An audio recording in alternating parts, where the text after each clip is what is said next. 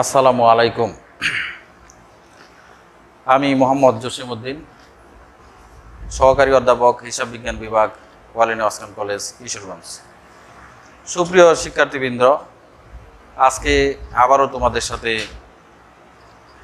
দেখা হলো এই অনলাইন ক্লাসে।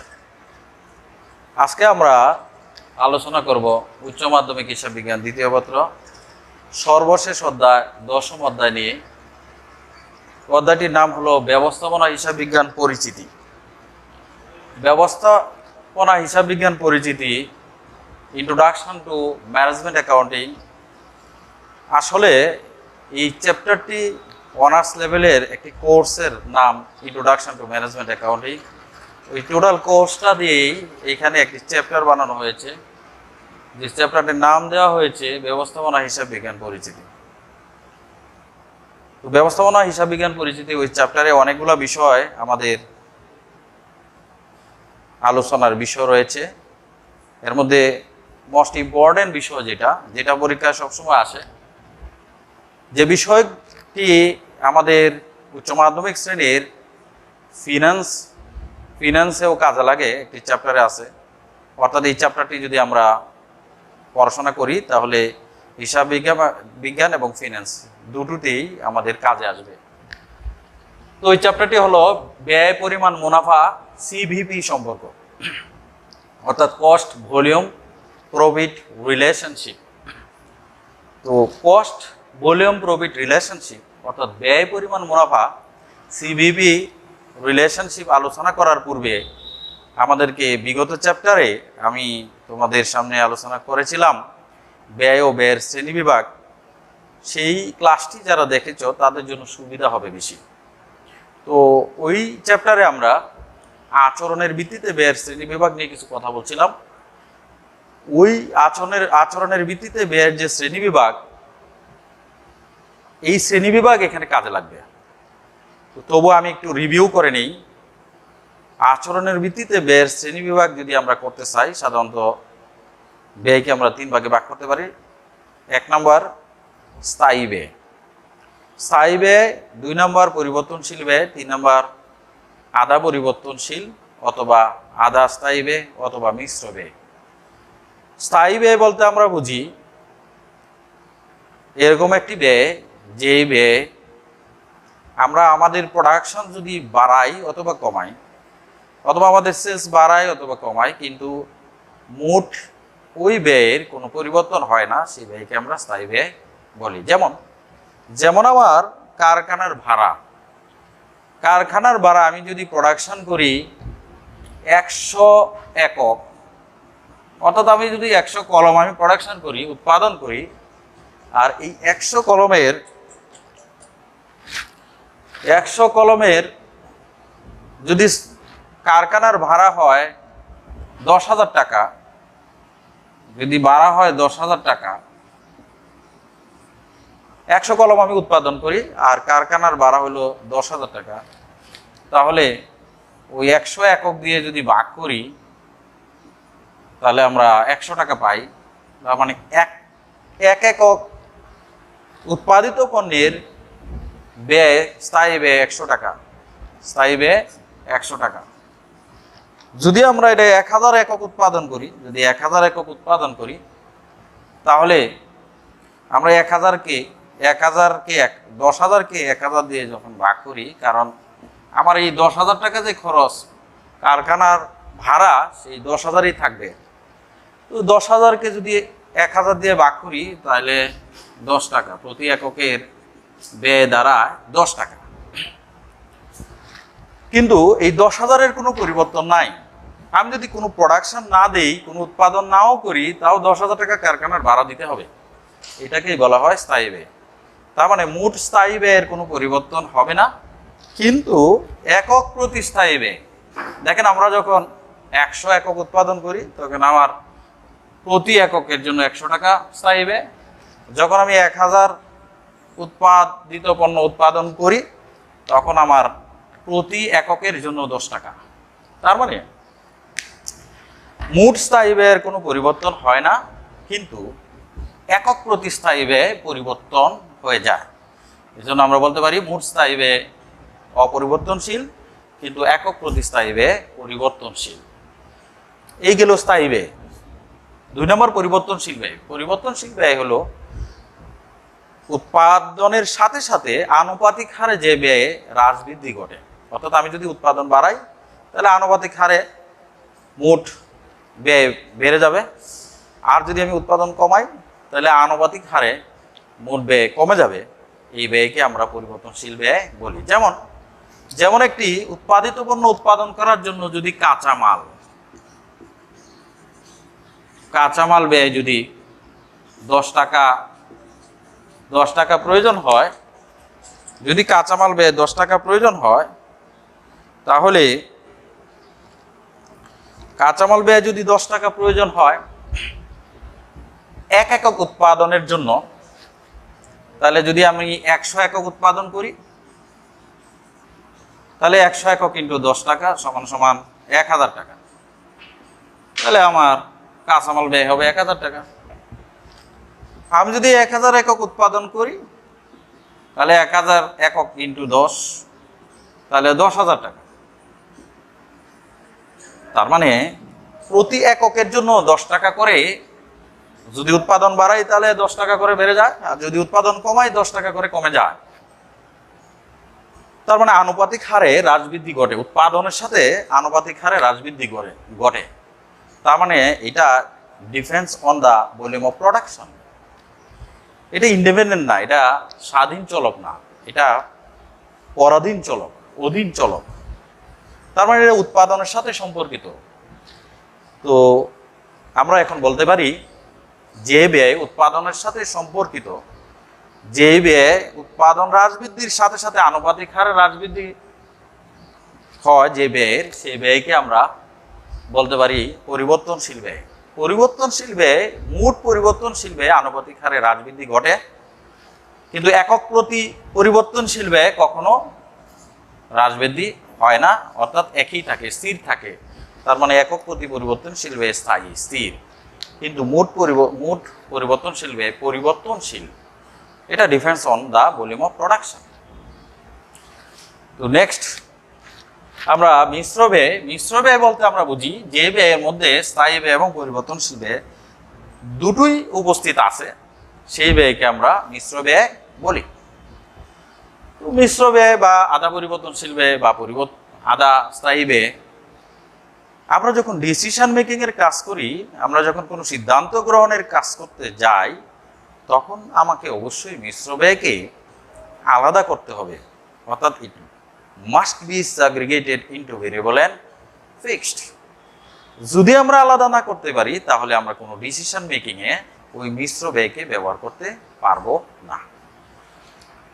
তো যাই হোক, আমরা আমাদের আচরণের ভিত্তিতে ব্যয়ের শ্রেণী বিভাগ মোটামুটি আলোচনা করলাম।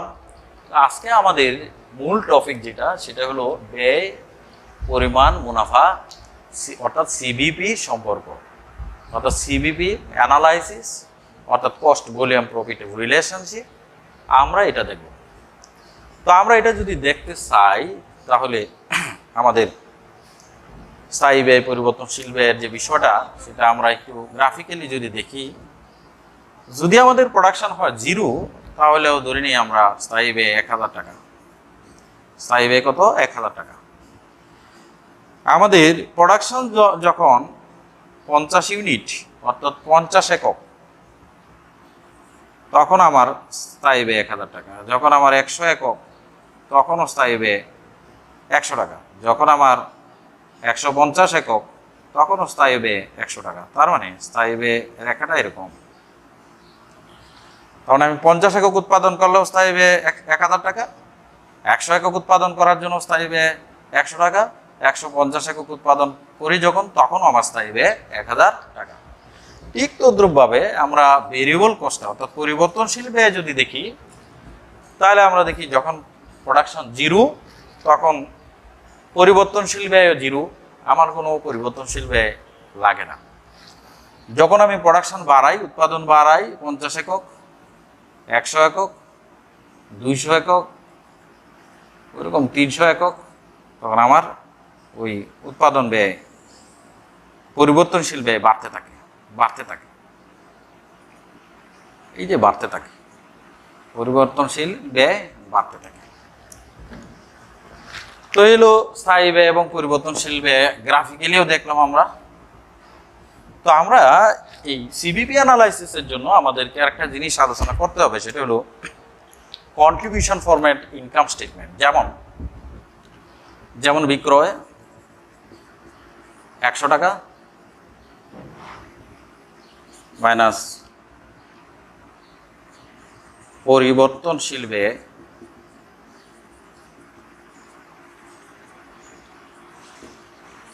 60 টাকা, তার মানে 40 টাকা। এটাকে বলা হয় কন্ট্রিবিউশন মার্জিন। কন্ট্রিবিউশন মার্জিন,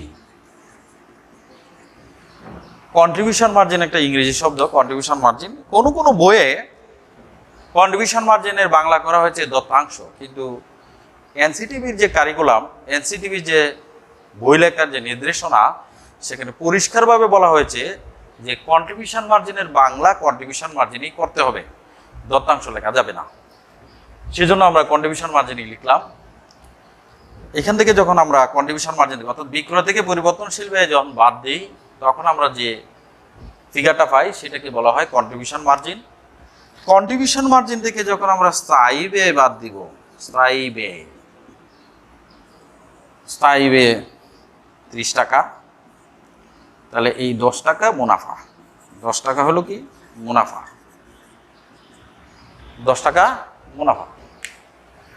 তার মানে কন্ট্রিবিউশন মার্জিন থেকে স্থায়ী ব্যয় বাদ দেওয়ার পরে হয় মুনাফা।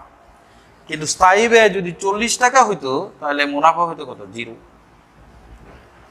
তার মানে যেখানে কন্ট্রিবিউশন মার্জিন এবং স্থায়ী ব্যয় সমান, সেখানে মুনাফা 0। আর মুনাফা 0, এখানে একটা কথা আছে, সেটা হলো মুনাফা 0 কখন হয়? মুনাফা 0 অর্থাৎ সেটাকে আমরা বলি ব্রেক ইভেন পয়েন্ট। অর্থাৎ there is no profit no loss, কোনো লস নাই প্রফিট নাই, সেটাকে আমরা বলি ব্রেক ইভেন পয়েন্ট। ওই ব্রেক ইভেন পয়েন্ট সমচ্ছেদ বিন্দু, এটাকে বাংলায় বলে সমচ্ছেদ বিন্দু। তার মানে আমাদেরকে আগে কিন্তু আমাদের ট্রাই করতে হবে যে আমাদের যাতে লসটা না হয়, লস হলো না প্রফিট হলো না। তার মানে কন্ট্রিবিউশন মার্জিনের মধ্যে স্থায়ী ব্যয় থাকে এবং মুনাফা থাকে। মুনাফা যেখানে 0, সেখানে স্থায়ী ব্যয় আর কন্ট্রিবিউশন মার্জিন সমান হয়ে যায়। ওকে। আর যদি স্থায়ী ব্যয় বেশি হয়, যদি 50 টাকা হতো, তাহলে 10 টাকা লস হতো, তাহলে মুনাফা না হয়ে ক্ষতি হইতো কত? 10 টাকা। তাহলে এই জিনিসটা আমাদেরকে মনে রাখতে হবে। তার মানে বিক্রয় মাইনাস পরিবর্তনশীল ব্যয় ডিভাইডেড বাই কন্ট্রিবিউশন মার্জিন, স্থায়ী ব্যয়, ক্ষতি অথবা মুনাফা। আমি একটু মুনাফা দিয়েই আলোচনা করি। তার মানে 30 টাকা, তার মানে এটা মুনাফা। আমি এখান থেকে একটু অনুবাদ দেখতে পারি। তার মানে এটা 100%, এটা আসলে কি 100%। তা 100% 100 দিয়ে ভাগ করলে তার মানে এটা 1, অনুপাতে যদি যাই আমরা 1। আর এটা হলো 60%। 60%কে যখন আমরা 100 দিয়ে যদি ভাগ করি, তাহলে 0.60। তার মানে এটা হলো 40%। 40%কে সবসময় 100 দিয়ে ভাগ, 40%কে 100 দিয়ে ভাগ করলে 0.40। আর স্থায়ী ব্যয় পার্সেন্টেজ করার প্রয়োজন নেই, মুনাফা। মুনাফা এই 10 টাকাকে 100 দিয়ে ভাগ করলে 0.10, 10%। 100% মানে 100 টাকার মধ্যে 60 টাকা পরিবর্তনশীল ব্যয়, 40 টাকা কন্ট্রিবিউশন মার্জিন, আর 10 টাকা হলো মুনাফা। আমরা যদি 1 টাকায় কনভার্ট করি, তাহলে 1 টাকা যদি হয় আমার বিক্রয়, তাহলে 60 পয়সা হবে 0.60 টাকা, সেটা হবে পরিবর্তনশীল ব্যয়। 0.40 অর্থাৎ 0.40, সেটা হবে কন্ট্রিবিউশন মার্জিন। আর 0.10 অর্থাৎ 0.10, 10 পয়সা আমাদের মুনাফা। এটা মনে রাখতে হবে। নেক্সট,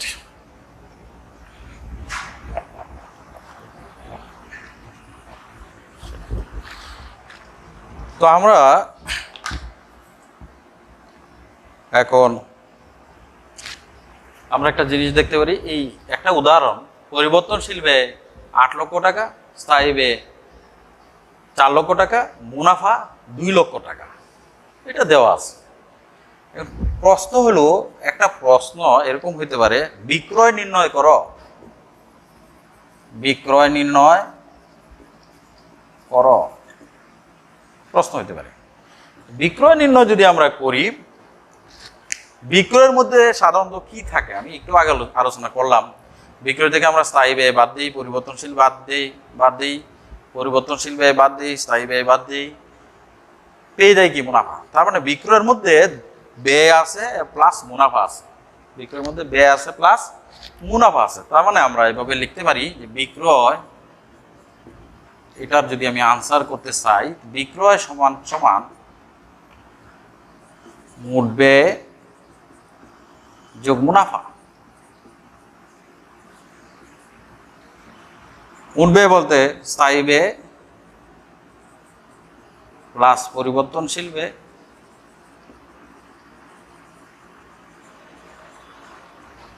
প্লাস মুনাফা। তার মানে এখানে স্থায়ী ব্যয় আছে 4 লাখ, পরিবর্তনশীল ব্যয় 8 লাখ, 4 লাখ প্লাস 8 লাখ প্লাস মুনাফা আছে 2 লাখ, 2 লাখ। তার মানে 14 লাখ, এই 14 লাখ হলো আমার বিক্রয় টাকা, বিক্রয়। এটা আমার সৃজনশীল প্রশ্নে 1 নম্বর প্রশ্নে ক নাম্বারে সেটা আসতে পারে। 2 নম্বর আরেকটা কোশ্চেন হইতে পারে,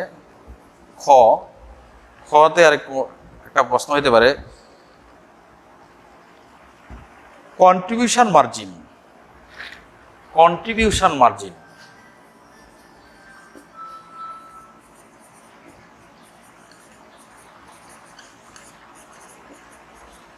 নির্ণয় করো। কন্ট্রিবিউশন মার্জিন আমরা কিভাবে নির্ণয় করব?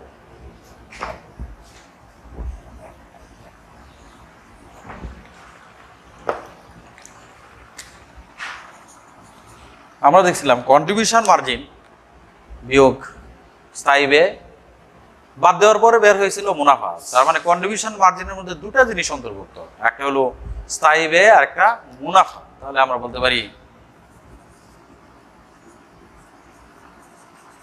কন্ট্রিবিউশন মার্জিন সমান সমান স্থায়ী ব্যয় যোগ মুনাফা। যেখানে মুনাফা 0 সেখানে স্থায়ী ব্যয় কন্ট্রিবিউশন মার্জিন সমান। তার মানে যেখানে break even point, at the level of break even point, contribution margin and fixed cost are equal. তার মানে 2টা সমান হয়ে যাবে। যেহেতু আমার এখানে মুনাফা আছে, তার মানে স্থায়ী ব্যয় আছে, এখানে স্থায়ী ব্যয় আছে 4 লাখ টাকা প্লাস মুনাফা 2 লক্ষ টাকা সমান 6 লক্ষ টাকা। তার মানে কন্ট্রিবিউশন মার্জিন আমার এখানে 6 লক্ষ টাকা। এখন আমরা অনেকে সূত্র শিখি যে কন্ট্রিবিউশন মার্জিন স্যার বিক্রয় মাইনাস পরিবর্তনশীল ব্যয়।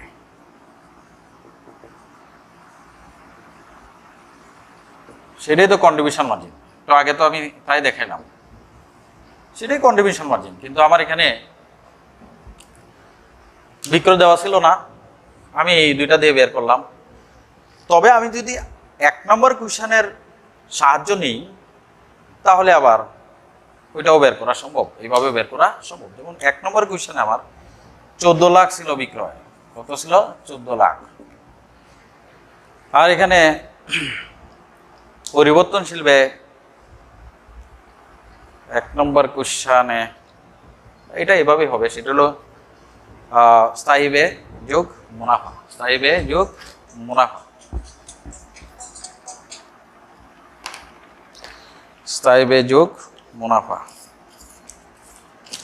নেক্সট, যদি এরকম কোনো প্রশ্ন করে কন্ট্রিবিউশন মার্জিন অনুপাত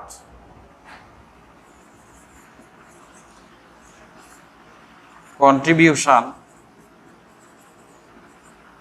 মার্জিন অনুপাত সমান সমান কন্ট্রিবিউশন মার্জিন অনুপাত সমান সমান হবে, আমি এর আগে অনুপাত সবগুলা দেখাইলাম, যে কোনো অনুপাত যদি আমি বের করতে চাই তাহলে বিক্রয় দিয়ে ভাগ করতে হবে। যে কোনো অনুপাত বের করতে চাইলে বিক্রয় দিয়ে ভাগ করতে হবে। তার মানে কন্ট্রিবিউশন মার্জিন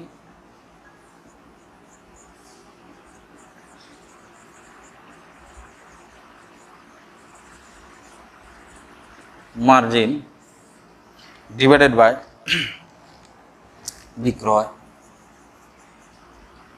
ইন্টু 100 তাহলে পার্সেন্টেজটা বের হয়ে যাবে। তার মানে কন্ট্রিবিউশন মার্জিন আমার 6 লাখ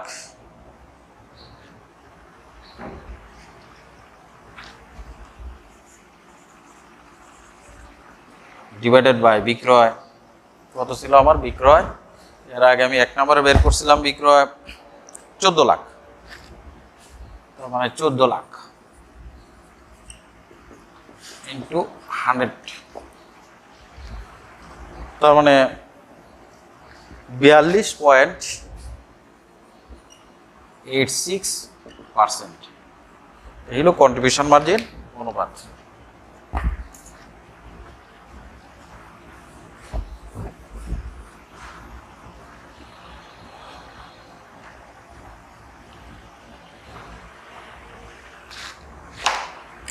ওইভাবে যদি আমি বের করতে চাই কন্ট্রিবিউশন মার্জিন বিক্রয়, যেটা আমি বলতেছিলাম মিস করে গেলাম, বিক্রয় মাইনাস পরিবর্তনশীল ব্যয়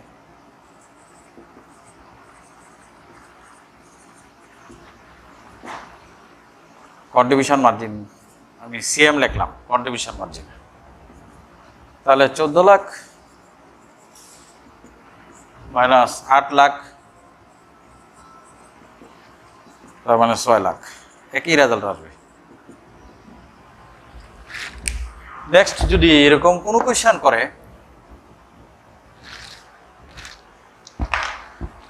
যদি বলে সমচ্ছেদ বিন্দু নির্ণয় করো,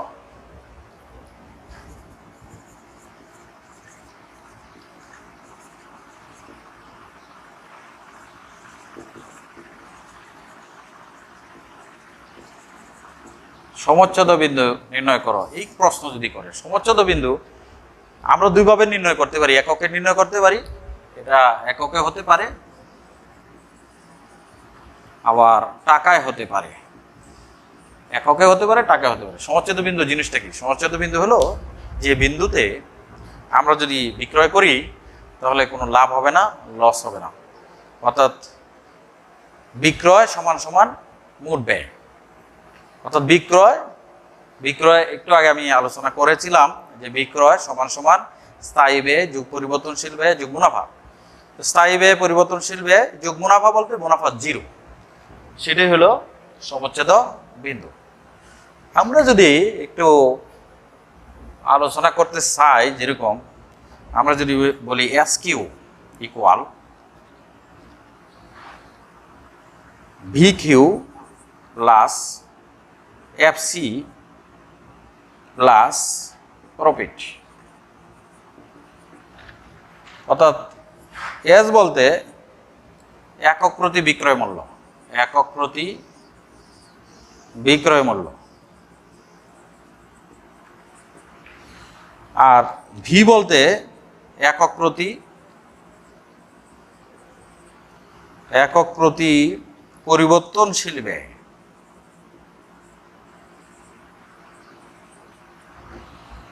আর এফসি হলো ফিক্সড কস্ট মানে স্থায়ী ব্যয়, মোট স্থায়ী ব্যয়। প্রফিট তো প্রফিট মানে মুনাফা। তো এস বলতে সেলিং প্রাইস পার ইউনিট অর্থাৎ একক প্রতি বিক্রয় মূল্য, ভি হলো ভেরিয়েবল কস্ট পার ইউনিট একক প্রতি পরিবর্তনশীল ব্যয়, এফসি হলো fixed cost total fixed cost, profit.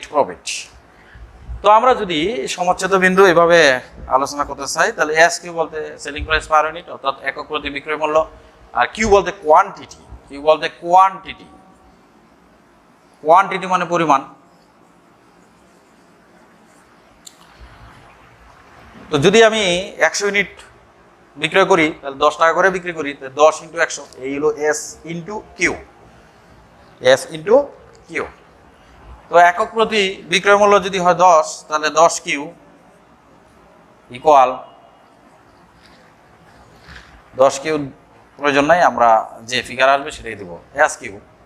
তাহলে এস কিউ, ভি কিউ এইদিকে যদি আনি minus V Q, V Q বলতে variable cost per unit into quantity equal F C. আর এটা প্রফিট বলতে জিরো, জিরো কেন? কারণ সমচ্ছেদ বিন্দুতে প্রফিট হবে না, জিরো। তার মানে এটা জিরো, আমি প্লাস করলেও যে কথা, না করলেও সেই কথা। আমরা যদি কিউ কমন নেই তাহলে S minus V equal F C. তো আমরা এখন দেখি Q equal F C divided by S minus V. তার মানে আমরা একটা সূত্র এখান থেকে পেয়ে গেলাম, সেটা হলো সমচ্ছেদ বিন্দু একক, অর্থাৎ কোয়ান্টিটি যেহেতু কিউ আছে, সমচ্ছেদ বিন্দু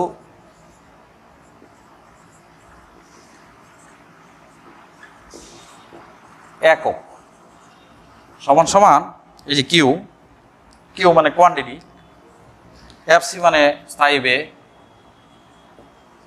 এফ সি হলো স্থায়ী ব্যয়, ডিভাইডেড বাই এস হলো একক প্রতি বিক্রয় মূল্য মাইনাস ভি হলো একক প্রতি পরিবর্তনশীল ব্যয়।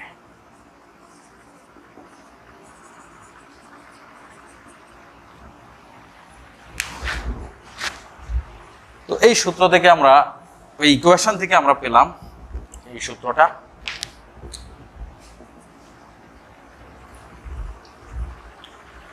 তাহলে আমাদের একক প্রতি বিক্রয় মূল্য ডিভাইডেড বাই একক প্রতি পরিবর্তনশীল ব্যয়, তার মানে এটা হলো আমার কন্ট্রিবিউশন মার্জিন, কন্ট্রিবিউশন মার্জিন, আর এটা হলো স্থায়ী ব্যয়। আমার এই উদাহরণে একক প্রতি পরিবর্তনশীল ব্যয়, একক প্রতি বিক্রয় মূল্য বের করার কোনো সুযোগ নাই, যেহেতু আমাদের মোট একক দেয়া নাই, সেজন্য আমরা এখানে একক বের করতে পারবো না। আমাদের এখানে বের করতে হবে সমচ্ছেদ বিন্দু টাকা। সমচ্ছেদ বিন্দু টাকায় যদি বের করি তাহলে স্থায়ী ব্যয়, একই রকম সূত্র, স্থায়ী ব্যয় divided by contribution margin, contribution margin অনুপাত। তার মানে যদি আমি একক বের করতে চাই শুধু স্থায়ী ব্যয় ডিভাইডেড বাই কন্ট্রিবিউশন মার্জিন, যদি আমি টাকায় বের করতে চাই স্থায়ী ব্যয় divided by contribution margin ratio, এইটুকু পার্থক্য। তাহলে আমার এখানে স্থায়ী ব্যয় 4 লক্ষ টাকা ডিভাইডেড বাই কন্ট্রিবিউশন মার্জিন অনুপাত আমাদের ছিল 42.86, 42.86%। পার্সেন্ট বলতে 0.4286 ইকুয়াল, এটা দাঁড়াবে 9,33,271 টাকা, 9,33,271 টাকা। এটা আমার সমচ্ছেদ বিন্দু। অর্থাৎ আমি যদি 9,33,271 টাকা বিক্রয় করি তাহলে আমার কোনো লাভ হবে না, লস হবে না। কিন্তু আমরা এখানে বিক্রি করছি 14 লক্ষ টাকা, যেহেতু 14 লক্ষ টাকা আমি বিক্রয়, বর্তমান বিক্রয় আমার, সেহেতু আমার লাভ হয়েছে।